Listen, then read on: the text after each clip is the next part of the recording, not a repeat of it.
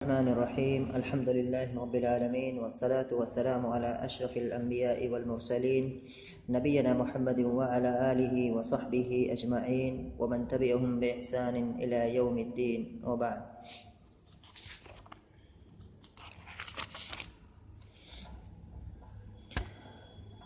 ہم لوگ معلقات سب المعلقات کتاب کے اندر امرؤ القیس کا معلقہ ابھی پڑھ رہے ہیں، اور اس معلقے کے اندر میں نے جیسے پہلے بتایا ہے کہ کوئی ایک ہی موضوع نہیں ہے جس کے بارے میں کلام کیا گیا ہو، الگ الگ جگہوں پر الگ الگ چیزوں کے بارے میں باتیں اس میں کی گئی ہیں، اور یہ زمانہ جاہلیت کے جو قصائد ہوا کرتے تھے، اس زمانے کے جو اشعار ہوا کرتے یا کسی شاعر کا قصیدہ ہے یا جو بھی چیز، تو وہ ایسے ہی ہوا کرتا. یہ زمانہ جاہلیت کے قصیدوں کی یہ خوبی یا ایک اس کی خاصیت ہے کہ اس میں شاعر کیا ہے، کسی ایک ہی چیز کے بارے میں کلام نہیں کرتا، الگ الگ چیزوں کے بارے میں کلام کرتا ہے. آج کل کے جو شعراء ہوتے ہیں وہ جب کوئی قصیدہ لکھتے ہیں تو اس کا کوئی ایک ٹاپک ہوتا ہے، جیسے کہ نصیحت ہے، وعظ ہے، فخر ہے یا غزل ہے، تو وہ جتنی لائنیں ہوتی ہیں اس قصیدے کی وہ سب کسی ایک ہی چیز کے بارے میں بیان کرتی ہیں.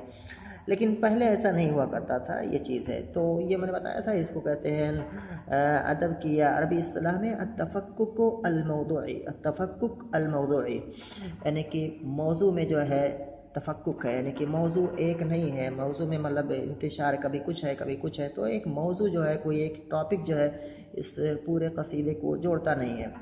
لیکن اس زمانے کی یہ خاصیت تھی. آج مطلب آج کے معیار پر، آج کے مقیاس پر ہم اس کو نہیں پرکھیں گے، اس کے آج کی جو چیزیں ہیں ہم اس پر نہیں کریں گے. یہ اس زمانے کی خوبی ہے. اسی ضمن میں آج یہ جو چیزیں آج ہم پڑھ رہے ہیں، یہ جو لائنیں ابھی ہم پڑھ رہے ہیں، جن کو مطلب پیچھے کچھ لائنیں جو گزر رہی ہیں، یہاں پر جو ٹاپک ہے، جو موضوع ہے، وہ ہے امرؤ القیس کا جو گھوڑا ہے، اس گھوڑے کا وصف بیان کرنا. تو اس کے اندر وہ اپنے گھوڑے کی صفت بیان کرتا ہے. تو یہاں یہی چیز ہے، اور پیچھے کچھ لائنیں جو ہیں وہاں ہم یہی پڑھتے آ رہے ہیں کہ وہ ہم اس کے اندر وہ اپنے گھوڑے کی صفات بیان کرتا ہے. اپنے گھوڑوں کے اندر جو اچھی سے اچھی صفتیں ہو سکتی ہیں وہ اپنے گھوڑے کے لیے ثابت کر رہا ہے، اور یہ کہنے کی کوشش کر رہا ہے کہ اس کا گھوڑا نہایت ہی عمدہ ہے. اور اس چیز کو بیان کرنے کے لیے اس نے خوبصورت تشبیہات کا سہارا لیا ہے، کنایات کا سہارا لیا ہے، اور بہت ساری چیزیں ہیں جن کے اندر وہ کافی مہارت رکھتا ہے. خاص کر کے وصف بیان کرنا، جب وہ کسی چیز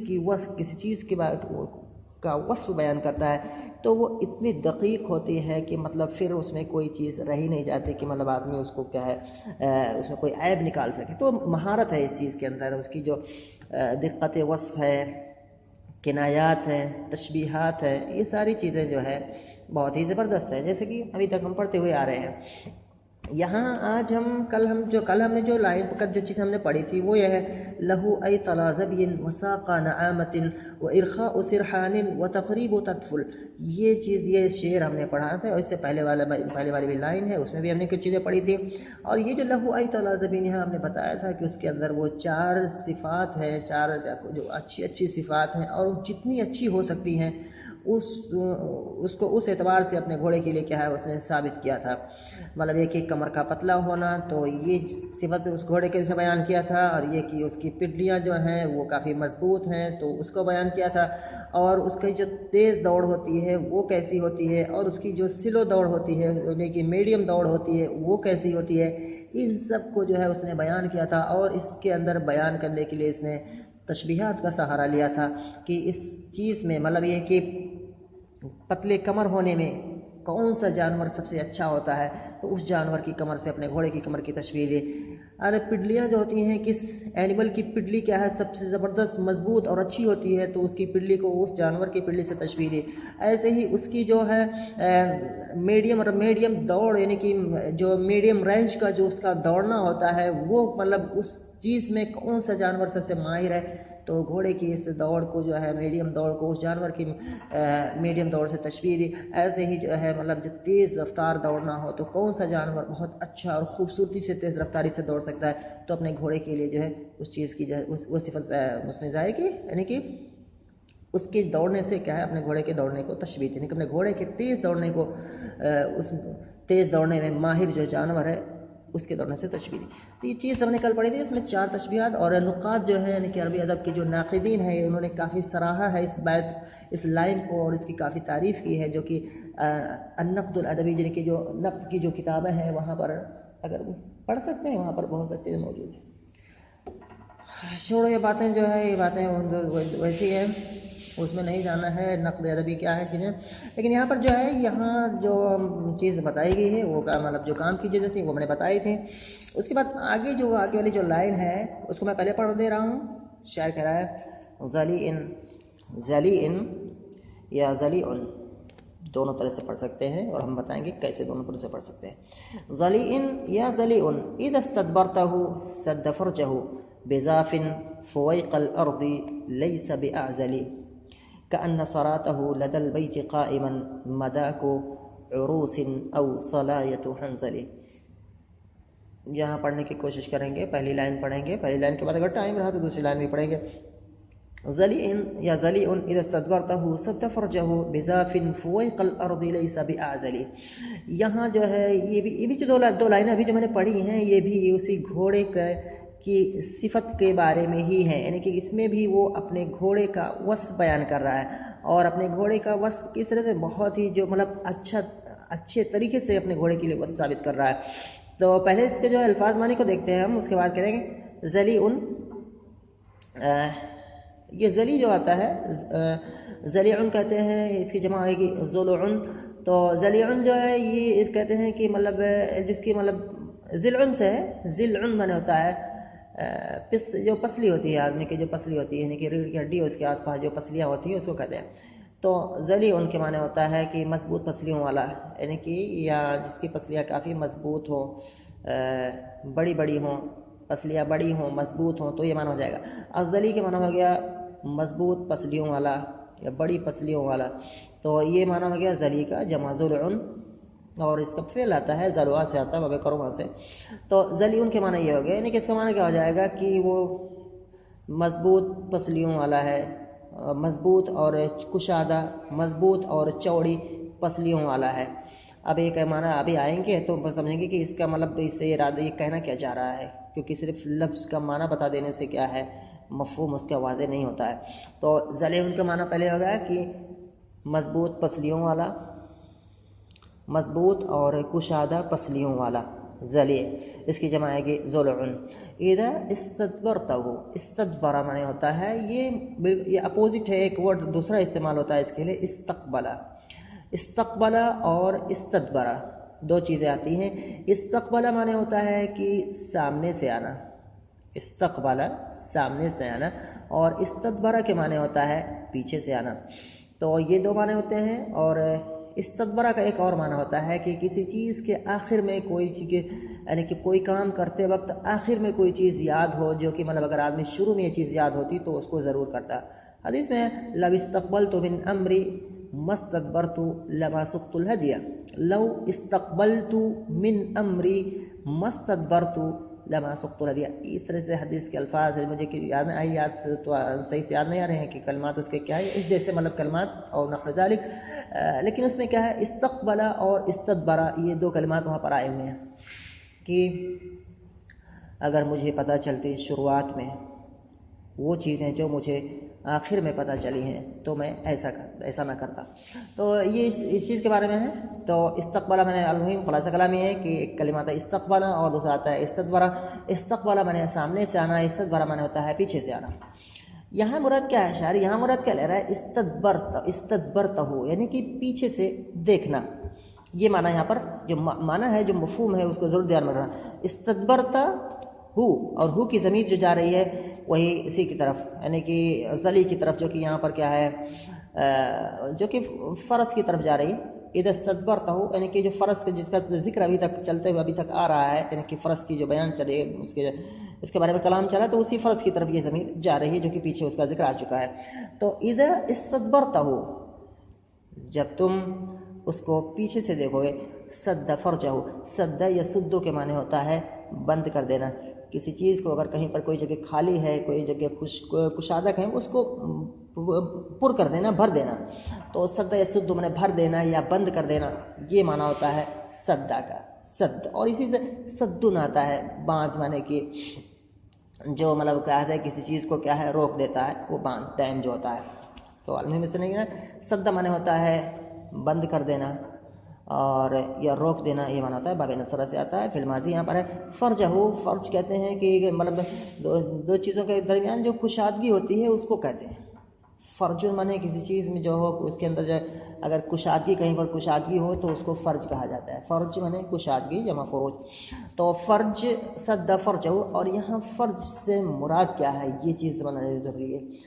فرج سے مراد یہ ہے کہ گھوڑا جب کھڑا ہوتا ہے تو اس کے پیچھے والے جو دونوں، اگر گھوڑا جو ہے کھڑا ہے اس کے پیچھے کی طرف جاؤ، پیچھے سے پھر اس دیکھو جو ہے تو اس کے جو دونوں پیر ہیں تو دونوں کے پیروں کے درمیان میں جو جگہ ہے وہ مراد یہاں پر ہے فرج سے. فرج کا معنی ایسے معنی ہوتا ہے کہ کشادگی، تو وہ بھی کشادگی ہے، یعنی کہ گھوڑا اگر کھڑا ہے، پھر سے ایک بار، گھوڑا اگر کھڑا ہے اور اس گھوڑے کو جو ہے پیچھے سے اگر دیکھو گے اس کے جا کر کے، تو اس کے جو پیچھے والے دونوں پیر ہیں، دونوں پیروں کے درمیان کیا ہے، ایک خالی جگہ ملے گی. تو خالی جگہ مراد، فرج کا معنی خالی جگہ ہوتا ہے یا کشادگی، یہی معنی ہوتا ہے. تو فرج سے مراد کیا ہے، یہی گھوڑے کا مطلب فرج. یہ کیا معنی یہاں ہے، گھوڑے کے پیچھے والے جو دونوں پیروں کے درمیان میں جو کشادہ جگہ ہے وہ مراد ہے. تو یہ بات دھیان میں ہونی چاہیے. سد فرجہ بضافن، ضافن یہ جو اس میں فاعل ہے، اصل میں قازن کی طرح سے اس میں تعلیل ہوئی ہے ضافن، اور اس کا جو فعل آتا ہے وہ آتا ہے ضفا یضفو. ضفا یضفو کے بہت سارے معنی ہیں، لیکن اس میں سے ایک معنی ہے طال یطول، یعنی کہ لمبا ہونا، اور یہی معنی ہمارے یہاں مراد ہے. یا کثرہ کے معنی بھی بعض لوگ کرتے ہیں کہ مطلب کثرہ، جی. تو طال یا کثرہ، ضافا یضوف، ضفا یضفو، ضفا میں کہا ضفا اس کا فعل آتا ہے ضفا، ضفا یضفو فہو ضافن، یعنی کہ طال یا کثرہ.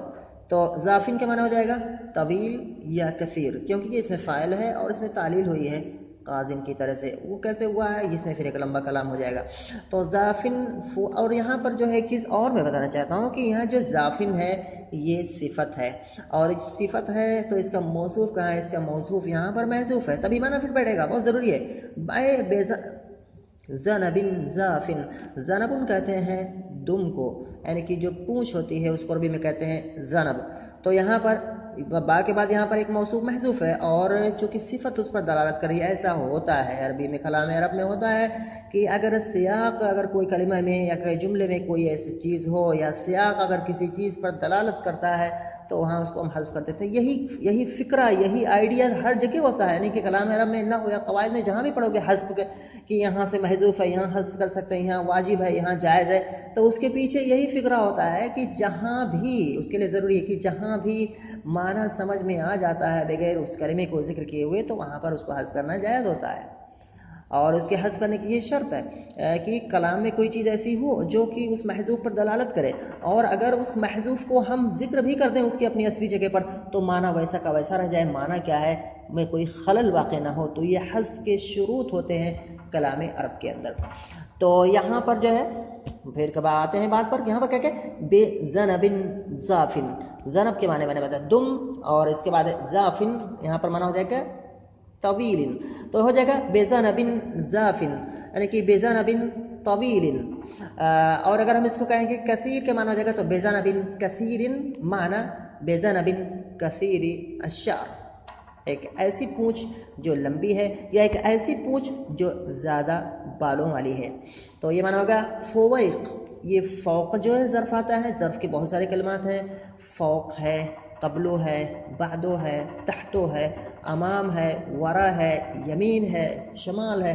تو بہت سارے کلمات ہیں. یہاں پر جو فوق ہوتا ہے، فوق کے معنی اوپر، تو فوق کی یہاں پر تصغیر ہے فویق، اور تقلیل کہتے ہیں کہ تھوڑا سا اوپر، تو فویق کہیں گے تھوڑا سا اوپر.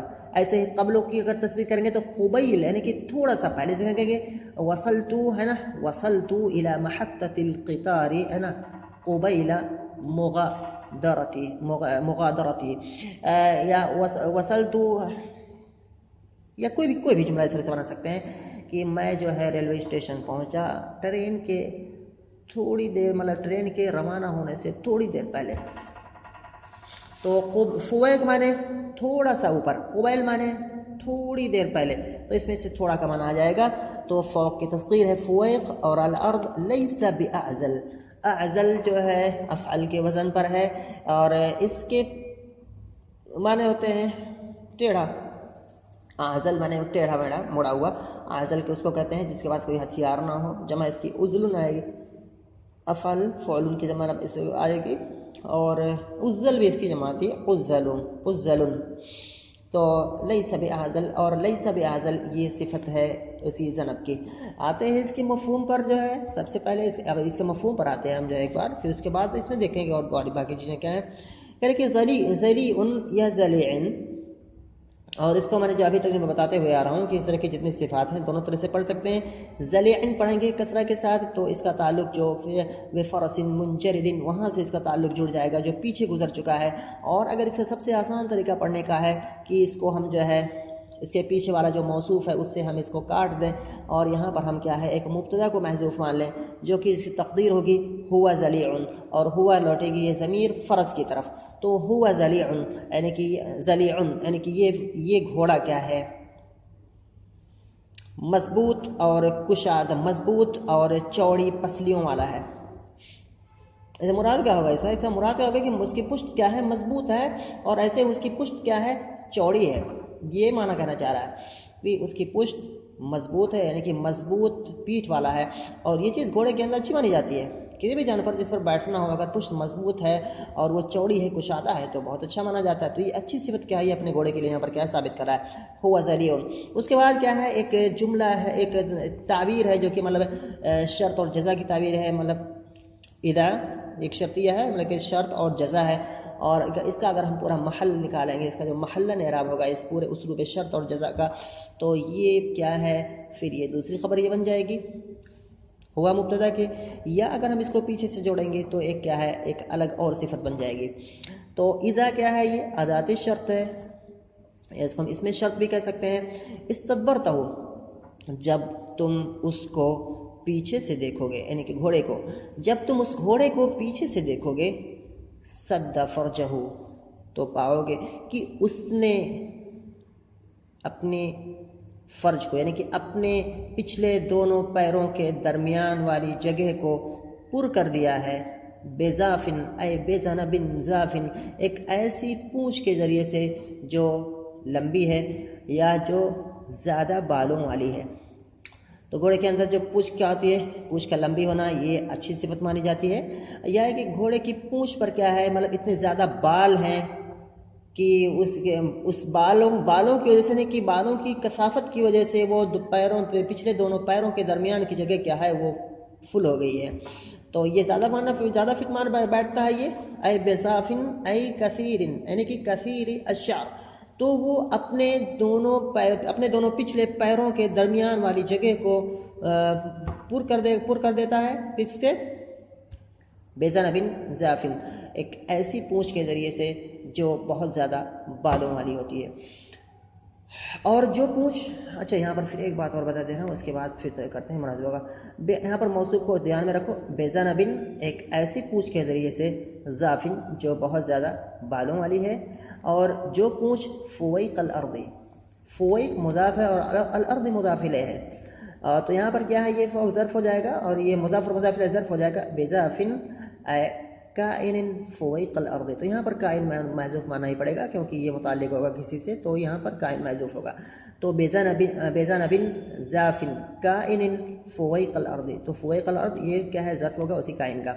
لیس باعزل، اور لیسا یہ افعال ناقصہ میں سے ہے، اور ہوا کی ضمیر جو اس کے اندر جا رہی ہے یہ ذنب کی طرف لوٹ رہی ہے، جو کہ یہاں پر ابھی میں نے محذوف مانا ہے.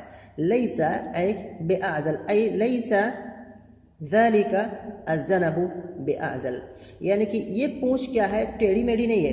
یعنی کہ ایک گھوڑا ہے، گھوڑے کو پیچھے سے دیکھو گے تو اپنے دونوں پیروں کے درمیان کی جگہ کو وہ کیا ہے اس نے پر کر دیا ہے ایک ایسی پونچھ سے جو پونچھ کیا ہے بالوں سے بھری ہوئی ہے، اور جو پونچھ کیا ہے زمین سے تھوڑی سی اوپر ہے. کیونکہ اگر پونچھ کیا ہے گھوڑے کی پونچھ جو ہے اگر چھوٹی ہوگی تو یہ بھی معیوب مانا جاتا ہے، گھوڑے کی پونچھ بہت زیادہ لمبی ہوگی کہ زمین سے گھسیٹتے ہوئے چلے تو یہ بھی معیوب مانا جاتا ہے۔ اس لیے اتنی دقت کے ساتھ، اتنی باریکی کے ساتھ یہ ساری چیزیں بتا رہا ہے، کہہ رہا کہ ایک ایسی پونچھ کے ذریعے سے جو زیادہ بالوں والی ہے اور جو زمین سے تھوڑی سی اوپر ہے، اور یہ بہت عمدہ مانا جاتا ہے کہ زمین سے گھسٹ کے بھی نہیں چل رہی ہے اور ساتھ ساتھ میں لمبی بھی ہے، یعنی کہ زمین سے تھوڑی سی اوپر ہے، تو بالوں والی ہے اور زمین سے تھوڑی سی اوپر ہے، یعنی کہ مطلب ایک جو مطلوب، یعنی کہ جو لمبائی مطلوب ہونا چاہیے اسی کے بقدر ہی اس کی پونچھ لمبی ہے۔ اور کیا ایسا مان ہو سکتا ہے، کوئی دماغ میں آ سکتا ہے کہ مطلب جو ہے پونچھ زمین سے اوپر، در حقیقت میں پونچھ کیا ہے وہ لمبی ہے، لیکن وہ ٹیڑھے میڑھے ہونے کی وجہ سے کیا ہے زمین سے تھوڑی سی اوپر ہے، تو کسی کے دماغ میں یہ بات بھی آ سکتی ہے، تو اس شبہے کو دور کرنے کے لیے کہہ رہا ہے لیس بأعزل، اور یہ پونچھ کیا ہے ٹیڑھی میڑھی نہیں ہے، یعنی کہ لیس اے لیس ذلک الذنب بأعزل، اعزل کے معنی ہے ٹیڑھا ہو، ٹیڑھی یا کہ ادھر ادھر مڑی ہوئی، تو یہ کہ لیس بأعزل، تو یہاں پر کیا ہے موصوف محذوف کی یہاں پر 3 صفتیں اس نے کیا ہے ذکر کی ہے، ذافن، اور اس کے بعد کائن فوق الارض، اور اس کے بعد ہے لیس بأعزل، تو یہاں پر کیا ہے با حرف جر اور موصوف جو یہاں پر محذوف ہے، اور اس کے بعد تینوں صفتیں ہیں، یہ سب میرا مجرور ہو جائیں گے اور ہو جائیں گے صدہ سے متعلق ہو جائیں گے۔ اس کے بعد کہ صدہ فعل ہے، اس کے اندر ہوا کہ ضمیر ہے جو کہ فاعل ہے، لوٹ رہی ہے اسی فرض کی طرف جس کے بارے میں کلام چل رہا ہے، فرجہ، اور فرج مضاف ہے، ہو کی ضمیر مضاف الیہ ہے، اور ہو کی ضمیر جا رہی ہے اسی فرض کی طرف، تو فرجہ یہ مفعول بھی ہے صدہ فعل کا، اور بضاف فوق الارض لیس بأعزل یہ کیا ہو جائے گا، جار مجرور ہو جائے گا جو کہ صدہ سے متعلق ہو جائے گا، اور اس طرح سے یہ پورا جو جملہ بنے گا، یہ صدہ فرجہ بضاف فوق الارض لیس بأعزل، یہ پورا کا پورا جملہ کیا ہو جائے گا، جواب شرط ہو جائے گا، کیونکہ اذا یہاں پر کیا ہے ادات شرط ہے، اور اس طرح سے ادات شرط ہے اپنے جملہ شرط اور جملۃ الجزاء، یہ پورا کا پورا کیا ہو جائے گا، اگر ہم اس کو کیا ہے خبر مانیں گے ہوا مبتدا کی تو دوسری خبر بن جائے گی، یعنی کہ فی محل رفع ہو جائے گا، اور یہ دوسری خبر بن جائے گی ہوا مبتدا کی جو یہاں پر ہم نے محذوف مانا ہے۔ اگر اس کو چاہو تو اس کو الگ صفت بھی بنا سکتے ہو، کس کی، اسی فرس کی جو کہ پہلے آ چکا ہے، بفرس منجرد قید الابابد ہیکلی، تو یہاں اس طرح سے ہو جائے گا، لیکن اگر ہم سیدھا سیدھا بہت آسانی سے اگر ہم اس کا کرنا چاہیں تو یہاں پر کیا کریں گے، یہاں پر ہوا کو مبتدا، ہوا مبتدا محذوف مانیں گے، اس کے بعد کیا ہے ذلی اس کی خبر اول ہو جائے گی، اور اس کے بعد اذا استدبرته صد فرجه بضاف فوق الارض ليس بأعزل، یہ پورا کا پورا جو اسلوب شرط اور جزا کا ہے یہ پورا کیا ہو جائے گا، رفع کے محل میں ہو کر کے یہ دوسری خبر ہو جائے گی ہوا مبتدا محذوف کی۔ امید کرتا ہوں کہ یہ درس سمجھ میں آیا ہوگا، باتیں مطلب آسان ہے، کوئی مشکل بات نہیں ہے، آسان سی باتیں ہیں جیسے میں نے سمجھایا ہے، اگر اسی طرح سے سمجھنے کی کوشش کرو گے تو کافی معنی آسان ہے کہ مطلب اس کے اندر کہنا کیا چاہتا ہے، تو ایک اندر جو معنی ہے مفہوم ہے اس کا وہ ہے کہ گھوڑے کا وصف اس میں بیان کیا ہے اس نے، اور دوسری چیزیں جو ہے نحوی اعتبار سے یا دوسری چیزیں میں نے جو اس میں بتائی ہیں، جو اس کی اس کا جو لغوی دراسہ میں نے کیا، جو لغت کے اعتبار سے ساری چیزیں وہ میں نے بتائی ہیں، اس کا جو مفہوم ہے وہ ساری چیزیں ہیں، تو انشاءاللہ کیا ہے اس کو سمجھو دھیان سے، اور کافی چیزیں اس میں بتائی ہیں۔ پھر ملتے ہیں اگلے درس میں۔